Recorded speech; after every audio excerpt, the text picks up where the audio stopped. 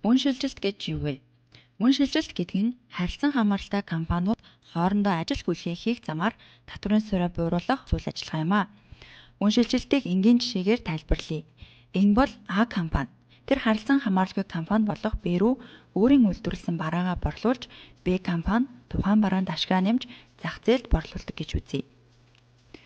А болон Б компани зах зээлийн эрэлт нийлүүлэлтийн хуулийн дагуу үнэ тогтоосон гэж үзвэл нэгдүгээр тохиолдолд 1.5 тэрбумаас доош орлоготой 10%-аар татвар төлдөг А компани нь 500 мянган төгрөгийн өртөгтэй бараагаа 300 саяас доош борлуулалтын орлоготой Б компани руу 700 мянган төгрөгөөр зарсан гэж үзье.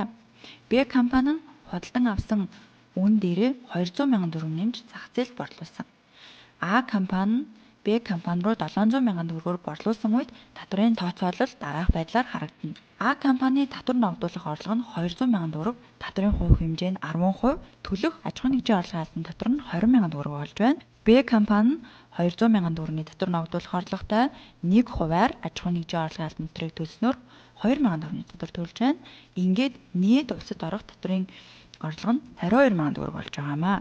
За тэгвэл харилцан хамаарал бүхий компаниудын хувьд хэрхэн борлуулалт хийгдэг талаар жишээ авъя. Үн шилжилт нь зөвхөн харилцан хамаарал бүхий этгээдүүдийн хооронд борлуулалт хийхэд ашиглагддаг. А болон Б компаниуд харилцан хамааралтай гэж үзье. Тэдгээр компаниудын нийт ашигын хэмжээ нь 400 мянган төгрөг. А компани нь Б компани руу өөрт ашигтай байдлаар буюу А компани 500 мянган төгрөгийн өртөгтэй бараан дээр 100 мянган төгрөгийн ашиг нэмж Б компани 300 нэмж зах зээлд борлуулснаар төлөх татварын хэмжээ хэрхэн тооцоологдож байгааг та бүхэнд үзүүлье. За А компанийн хувьд татвар ногдуулах орлого нь 100 мянга болж буурсан байна. Эсвэргээрээ Б компани дээр 300 мянган төгрөгийн татвар ногдуулах орлого байна. Татварын хувь хэмжээ А компанийн хувьд 10%, Б компанийн хувьд 1%.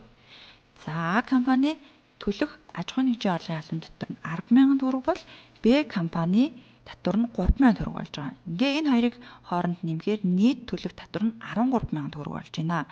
Үүнийг үн шилжилт гэж нэрлэдэг бөгөөд энэхүү үйл ажиллагааг илрүүлэх хууль эрх зүйн тогтолцоо бий болж хяналт шалгалтанд олон улсад хүлээн зөвшөөрөгдсөн техник технологи арга зүйг нэвтрүүлсэнд бол татвар төлөгчид та бүхэн үн шилжилтийн тайлангаа үнэн зөв гаргаж эрсдлээс өөрийгөө хамгаалаарай.